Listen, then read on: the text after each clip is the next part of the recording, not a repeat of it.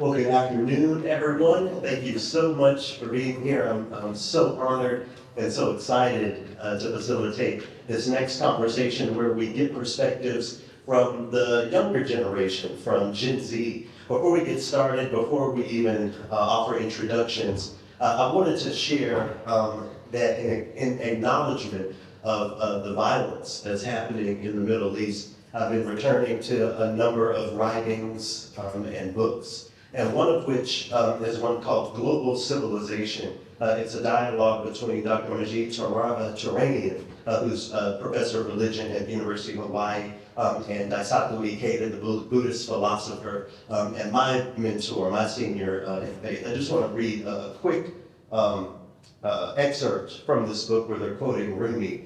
It says, it often happens that a Turk and a Hindu speak the same language. It also often happens that two Turks are strangers to each other. The language of the heart is thus something unique. The language of empathy is superior to language of the tongue. I wanted to share that because as we share experiences and stories today, these stories and experiences may be different than yours. You may disagree with something you hear. You may fully agree with something you hear. But the goal of dialogue is really empathy. And when we can tap into that empathy, I think we can really start to unravel some of the issues that exist and identify strategies for dismantling them. So with that, I'll introduce myself. My name is Loki Karuna. Feel free to call me Loki. I'm a Bodhisattva, which means my life is dedicated to chanting Nam-myoho Renge Kyo for the sake of world peace, or what we call Kusin Rufu. I also exist as a musician, primarily bassoon and flute. I produce and post digital and terrestrial media built to decolonize our engagement of classical music, even the phrase classical music, and I lead composer advancement for the American Composers Orchestra here in New York City.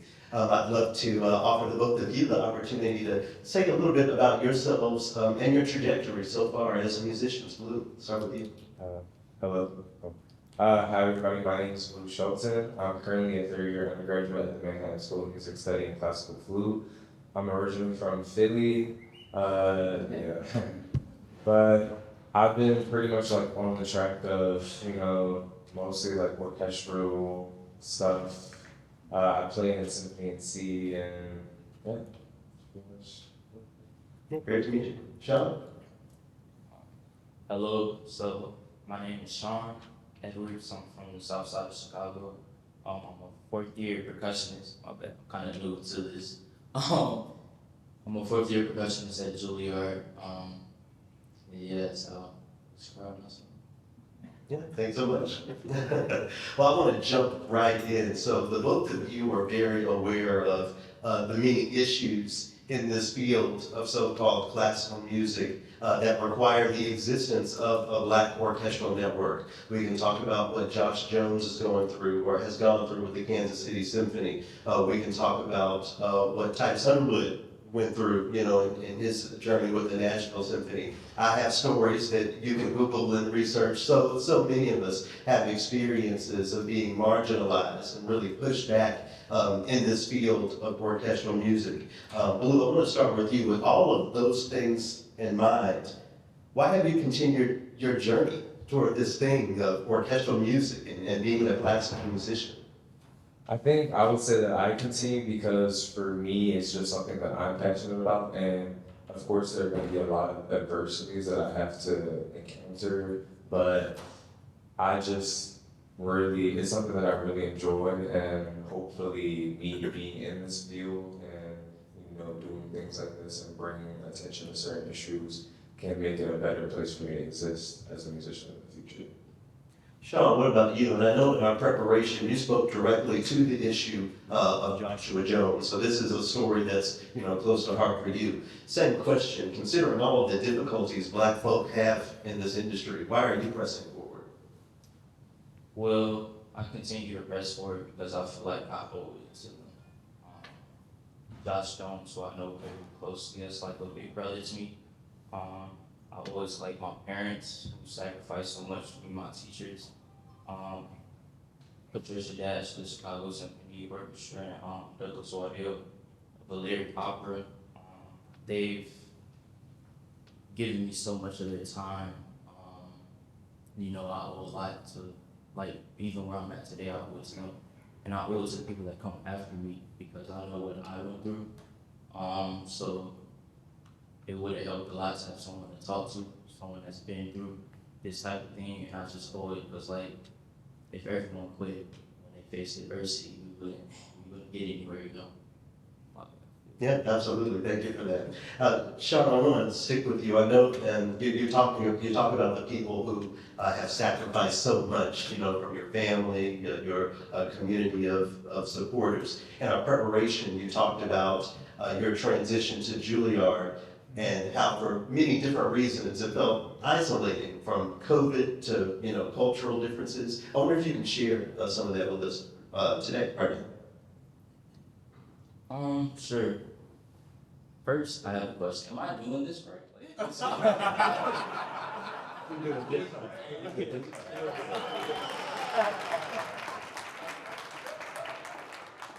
So this is my first panel, so it's like it's weird hearing myself.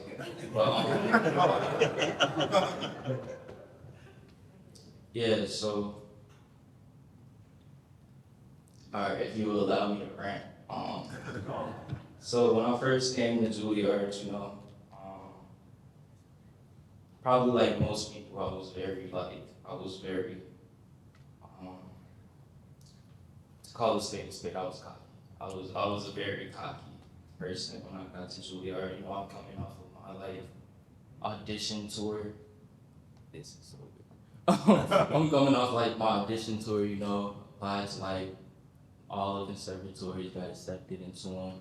You know, got a very respectable amount of scholarship money. You know, I'm feeling myself. So, you know, I get to Juilliard first year. I'm ready to prove myself. You know, I'm ready to like show Juilliard, like, y'all just drafted the Michael Jordan. I'm about to play Juilliard on the map. Sweet baby, right? So, I get up, you know, have my first lesson, right? Bring in this piece I played a couple times, have it under my hands, you know, I'm just ready to like show, like, all right, I'm cool. He completely destroyed me. Like, I've never walked into a lesson as prepared as I was, like, came out feeling like, you know, he got into me. But, you know, I was, okay, is this even a question? So, after that, you know, I'm still like excited. I'm like, all right, cool, I'm broke. Like, you know, I'm just ready to face the challenge head on. Call my dad, let him know everything that happened. Then we started classes. So I'm also, this is the first music class I've been in, right? Like, I come from a normal high school, of course I was in band, right? But you know, band, that's what they teach you. They teach you how to play the instrument, and then you play band pieces. It's not like actual theory and all that stuff. So I'm ready. I'm like, all right, cool. I get to learn theory. Like, coming from AP physics and stats and calculus, I was a big math person. I'm like, cool, music, cool, easy. Get in that class. What nobody told me was, like, my peers, they've already been doing this for years before they even got there, right? So when you get in the class, they're expecting you to be here with it. So I was here. So I'm like, you know, first class, he's like, all right, so this is a 1 pedal 6 4, the cadential 6, to about whatever. So, you know, I'm just like in the back, like, okay, so a chord is like an arpeggio is the first thing.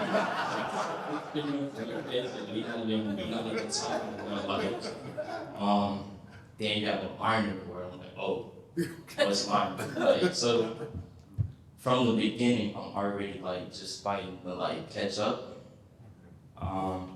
But even then, I'm still like, all right, cool. It's nothing. Like, it's cool. It's music. I play the music. I'm cool. The problem was,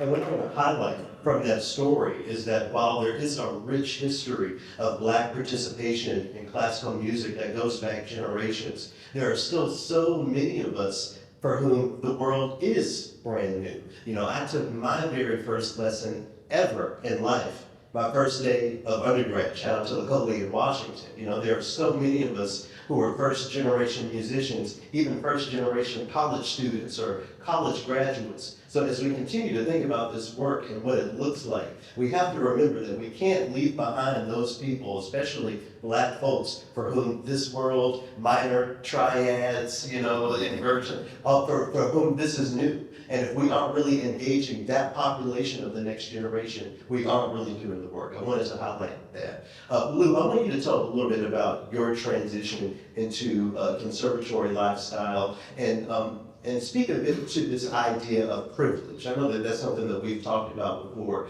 We can talk about privilege in a general sense, but in your transition into the conservatory, how did that show up for you? So I was very fortunate to be a part of like programs in Philly. I was a part of the Philadelphia Music Alliance for Youth and the Philadelphia Orchestra Fellowship. So I had access to a lot of resources that helped me and trained me for conservatory, in a conservatory setting. They paid for a lot of stuff. I was able to go to summer festivals, so I was able to get that kind of experience. But then I got out of high school and they weren't paying for stuff anymore. So now I'm like, surrounded by all of these, like, my school is like 70% international, and like, there's like an insane amount of wealth and like just an insane amount of like things that people have access to and things that are easy for people. Like, even when I'm, you know, doing a competition, like, I might be on like the same like playing level as like the people, but like my pianist is charging like $400, so now I have to like come up with a way to get $400 and, you know, find this, or even buying my instrument. Even with the help of these organizations, I still had to like find a way to get like thousands of dollars like by myself as like a 16-year-old. So I was like applying for grants and all that stuff. So there's just a lot of privilege in terms of people's like financial state. And it's a big part of like being a musician because it is a really expensive like thing to do. And I was lucky to have like the formal training to operate in that setting, I will say. But I think also interacting with people, they just have a sense of like an air of privilege about them. Especially like the other day, I walked into a practice room and I told the girl, like, I'm sorry, like I have this room. She just ignored me. She did not even like acknowledge my presence and just like continued to do what she was doing for 5 minutes because she was like trying to record an assignment. And I just like politely asked her to leave. And she was like, "Oh, are you a musician?" And I was like holding my flute in my hand. I'm like, ready to practice for this work. Like, she's like, "Oh yeah, there's a thing called like common courtesy." Like, I'm like, oh. What's her Instagram at, right? But I'm looking at her like, you really think you could come like into the space that is mine, like I reserved, and you think that you can just take it from me? Like what? Like, and it just shows like how she was raised, like the environment she's been in, like her not giving, you know. I wonder if it would have been a different reaction if somebody else walked into the room that didn't look like me, you know? So it's just things like that I wasn't prepared for. So, and you know, coming from Philly, like, you know. Here's the 3 things I wanted to say, but I had 4 to So I think that was one of the hardest things for me, learning how to operate in that space and like learning how to control my mouth. Because it's really, especially when you get into a space like that, there's gonna be people doing all sorts of weird stuff and you have to just not take it, you have to learn how to work through it without coming off as like, oh, like aggressive. Unfortunately, you know, you have to be like mindful, like of how you like are, like presenting yourself in spaces. As much as, you know, I want to like be authentically like who I am and just like not worry about like what I have to say, it's just something you have to do. And yeah. that's a privilege for other people that they don't have to worry about that. So, yeah. And I want to connect these experiences that the both of you have as conservatory students to how you view the actual field, the actual profession. Lou, I'll start with you. How do you connect what you've experienced so far to what you think life might be like as a professional musician? Where do you draw those ideas? Where do you cultivate a perspective on what your life might be like once you make it into a major orchestra? I feel like as like college conservatory students, we are kind of young professionals, so we are already like in the field in some aspects. So I've experienced like a little bit here and there. Like even when I was at Aspen, like this past summer, like I was backstage at one of the concerts and somebody said something really, really weird to me. Like I was wondering if I could bring my water bottle and say like it's my first concert. I'm like, oh, I don't know like what the policies here are. And I asked somebody in this like guy just walked up to me. He's like, "Oh, I don't know. I probably can't because I'm white," and starts laughing. And I'm like, and he just literally walks away. And I was just like, "What? Like that's so." I didn't even know his name. Like I couldn't even like report it. Like it was just like so weird. But I feel like it'll become harder as we like get more into the professional world because instead of it being like, oh, it's just like another one of your like fellow students, like it becomes like, oh, this is like the principal horn in an orchestra. We know that says something too. So what do you do in that situation? You know, if something like that were to happen. And I really don't know. So I guess those are like some of my concerns moving forward, like how we like receive in the space or like how I will be able to like defend myself or just even operate just normally in that space, especially if I'm facing stuff like that. What about you, Sean? Based on what you've experienced so far at Juilliard or the other ensembles that you've worked with, what do you think your existence within a professional orchestra might look like? Well, based off some of my experiences, I have had the privilege of like performing with major orchestras like the Chicago Symphony or Kansas City. And I just feel like it's gonna be less, just less, I don't wanna say friendly because that just sounds like naive, but like, it's less friendly because people don't have to be, you know, like, Juilliard, as much as I say I felt alone, it's still like a sense of community. You know, people still, they try to reach out to you, it's like, they help you a little bit. When I was struggling in orchestra rehearsal, you know, you got people that help, they look out for you. In these professional settings, based on what I've seen, they don't, they're there for the check and they leave. Like they have like their groups of friends, but they don't have to be fake because they just don't have to, you know. You mess up and you're not gonna say anything. They just go tell like directly, they take notes of you and say, oh, he didn't do this, you know, it's not, it's just what it is, you know, like, it's less. Yeah, and I hope everyone is listening. You know, we have two, thriving musicians who are sure to find placements in the field that already feel like their guard is up, that they have to go into the space with armor even before we get into professional orchestras, into professional spaces. That's something that we understand about those spaces, and I think it's really important to know that. As the host of a podcast called Trilloquy, I have to ask a question that maybe is a little challenging or a little spiky. And just for everyone here, I did offer it in advance, so I'm not putting anyone on the spot, but I do want to present that now. So how do you react to the idea that the marginal existence of Black musicians within professional orchestras negates the need for organizations like Bond or fellowship programs or other equity initiatives? There are so many people, I've heard it firsthand, that say, well, we have Titus Underwood, we have Anthony McGill, clearly it's possible. Why do you need a leg up? Why do you need any help? Blue, what's your response to that rhetoric? My response to that is like, yeah, there's like some Black people in orchestras, but when you look at the scale of things, like really like it's a very small percentage. And even with that, when like black people are in these spaces, like, and they're being treated certain ways, if there's nothing like this, if there's no, organization or network for them to fall back, or not fall back on, but to like, connect with and find support from, like things and those sort of things, like, I feel like there's a lot of stuff will be pushed under the rug, because we are a minority still. So this other group, like, is gonna have more power, and I feel like people will be silenced easier probably. Like, when you like have these large organizations, you can bring attention and light to like a lot more issues, I think.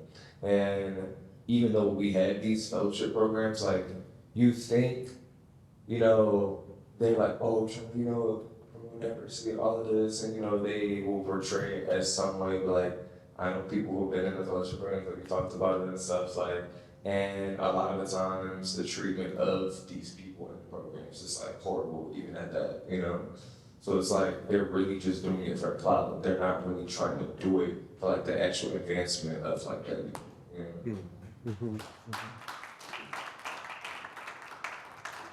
Sean, what do you think? How do you respond to the idea that Black folks don't really need any special help or community because there are some people who manage to do it without it? Well, I feel like that's just a cop out to kind of second what he was saying. I feel like in the social climate that we have today, it's required that you have at least one Black person. Like, I don't want to go as far as to say like racial quota, because I don't know how that works for orchestras, but like I feel like it's safe to say like like, for example, you have some donors, they know that it looks better or it's smarter for them to give their money to certain things like this, or they have minorities and everything, and split money towards the minority and stuff. So I feel like them having Black people in their, or Black person in their orchestras, like, I feel like it comes down to more like, again, like, it's kind of, so also one thing, like at the top, like here we're worried about race, but at the top I feel like they're worried about profits. Like, we need this, we need a certain amount of minorities to do this and this and this. But I feel like it comes down to not really counting how many Black people that we have part of the orchestra, but what they had to go through to get there. It's like, they can't blatantly just tell us like, well, you can't do this, but they make the requirements to something that they feel we can't achieve. Like, we had one Black person inside of this orchestra, they had to jump through all these schools and do this and this to even get there. And then once they're there, it's like they have to deal with another. Once like Josh Sean, like, you can't tell he's not the best friend. Well, no, that's just a little person. But like, like, once you're there, it's like, then you have another set of rules that you have to do, I just feel like it's a cop-out.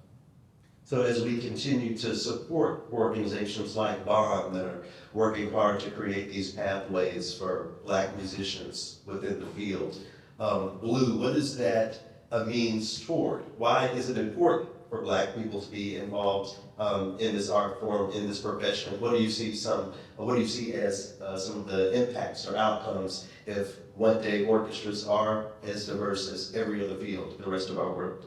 I think it would just make more sense, because if you have all of these people, like, if you have a diverse orchestra, it just reflects like the real world, Like, in the real world, like, it's very diverse, and you need like a lot of different ideas and experiences in order to, I feel like, really appeal to like everybody, Like, and representation, like, if like Black people see people like them in an orchestra, like, I know, like, when I saw like Black people in an orchestra for the first time, or like Black people in a high school field, like, I'm just like, oh, like, that's not something you really see, like. And that was just like, I grew up like watching the Philly Orchestra, and there was literally 2 Black people in the orchestra, like 2. But I would still see them every time and be like, oh, they're doing it, like, and that was important, even those 2 people. But I still think it's like we're like just more important to get more and more to really like make it more appealing, not appealing, but more relatable, like for people, so the art form can have more, like, listeners, I guess. Yeah. Yeah, absolutely. Sean, what do you think? What's the point of getting Black folks into this field? Well, I feel like, for one, it brings something new to the music, new people bringing new interpretations. Also, I feel like it's important to connect to our demographic because it's like, one, classical music is, I don't want to say it's dying, but financial state that it's in. So it's like, by doing that, you can open a new field of concerts. You can like last summer they had the virtual tribute to Biggie Smalls, which like broke records for broke some record, but some doesn't record. But I just feel like it's just important to bring us in. Yeah, and not just Biggie Smalls, we see, I'm sure there are flutists everywhere these days who pick up a flute because they saw Lizzo on TV. Or, folks who see Gateways Music Festival and feel inspired to do something. So I want to second what you just said there.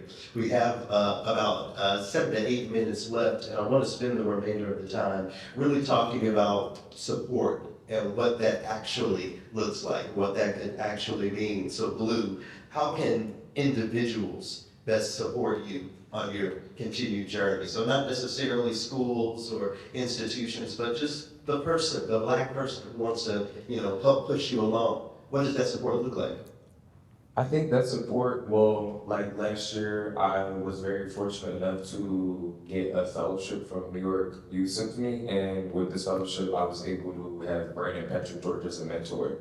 And that was really, really, like, important for me, especially, like, as I was, like, transitioning into, like, last year was my first year, like, playing in Symphony and City. Like, I'm working in the first, like, like, I'm actually getting paid to do this now. Like, so he gave me a lot of good advice about not even just, like, we didn't really talk about, like, music stuff. We just talked about, like, living and, like, operating in these spaces, like, what to do. Like, I literally had to talk to him because somebody, like, in my orchestra was saying weird stuff to me, weirdly. And I was like, what do I do in this situation? Like, especially, like, as a Black person, being having to be mindful of, like, how you are and how you are perceived in these spaces, like. And he has offered me, like, really great advice and support and sort of helped me figure out, like, how I can remain, like, authentic to myself, but still, like, and not, but you know what I'm saying, like, remain authentic to myself without, doing too much. But, making sure, like, I'm letting them know that, they can't just be saying whatever. But, yeah, so I think, like, the mentorship was, like, really important. As someone who's experienced it all before. As someone, and even though we don't, have the exact same journeys, like, we're still two people that, like, look similar, like, and are both flute players, so he knows a lot. He can, like, teach me and help me, like, operate. And, hopefully, if he's made any mistakes, not make those mistakes. Because now that he has that knowledge, that he might not have had somebody to mentor him, and he can do that for me. Yeah, and I'll also mention that Brandon Patrick George has a new album out that I hope everyone will purchase. We have to talk about what that looks like as well, actually supporting individuals in that way. Thank you for bringing him to the conversation. Sean, there's so many people in this room that are going to walk up to you after this, shaking your hand. Oh, good job. Thank you for sharing. How can they help you beyond offering you those things? What does that support look like? Well, I just want to second what Blue said. I feel like mentorship is the most valuable thing. Just having somebody that you can talk to. I feel like I can't stress how important it is to like pass on your knowledge. Saying each one teach one. Because I feel like that just it's like to have like you go through your stuff and it's like you teach the next person, so they're not starting here, they're starting here, and then it just keeps building. And also like, I've never been one to ask for money, but it's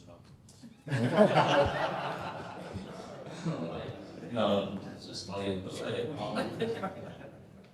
that I feel like that's the most important thing, just having someone that I can talk to get just knowledge from, advice on how to navigate certain things. And, for this final question for us to explore, let's speak directly to the space. We now have the Black Orchestral Network. Sean, what does the Black Orchestral Network mean to you? What does support from Bond look like? How can Bond do its job in getting you to the next level of your career? Well, bond means that we have a voice. We have people that look like we have gone through or are going through the same things as me, and that means everything. As far as like the support, it's kind of just what I said, like being able to reach out to connect with all of you. That means you should share your experiences. Let me know I'm not alone. Yeah, community is vital. Community is vital. Blue, why Bond? What can Bond do for you? Well, I say like Bond is already doing like a good job. We're here, we're discussing these issues, and we're here trying to create a better environment for us and people that look like us in the future, so that we don't have to hopefully encounter these issues in the future. And I think also just having this network of musicians is very important, because now, say if you're taking an audition somewhere, you might know somebody who's like, oh, like, yeah, I can help you out, I'll get you set up in a place or somewhere here. And just like connections, like, if I feel like with the mentorship is like, giving some of your connections, giving opportunities to the next generation, giving them these things that probably they would have no access to without this organization, without, knowing the people and being like privileged enough to like be sitting here with people like Titus, like play like in these like amazing ensembles and stuff like that. So we've heard from members of Gen Z what support looks like, what direct impact looks like. Does everyone in this room have an idea of how they can fit into that somehow based on what you've heard today? Yeah. Yes? Catch up, though. Yeah. Well, I just want to really underscore that and mention that. We can attend these conferences. We can, be the face of representation in our workplaces, in our orchestras, but without actually engaging what that need looks like. We aren't really pushing the needle forward. So I definitely want to thank the both of you for being here to share with us. I want to, in closing, just share one more thing from this book. It says here, the essence of dialogue lies in prompting the meeting of hearts and minds. We must continue to call for the need to expand dialogue, to keep working on ways to improve.